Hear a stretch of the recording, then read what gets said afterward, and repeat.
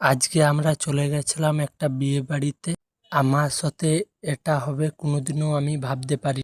এখন আমরা বেরিয়ে পড়ছি সেন্তেল লাগিয়ে। ধরে নিলাম এবারে এই ঘড়িটা কমন। এখন আমরা রাস্তাতে যাচ্ছি, আমি আর দাদা।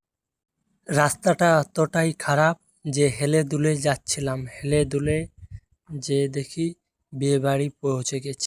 দাদা বলছে যে ঘর ধার থেকে দেখা করে আসি, না হলে বলবে যে ফ্রিতে খেয়ে চলে গেছে।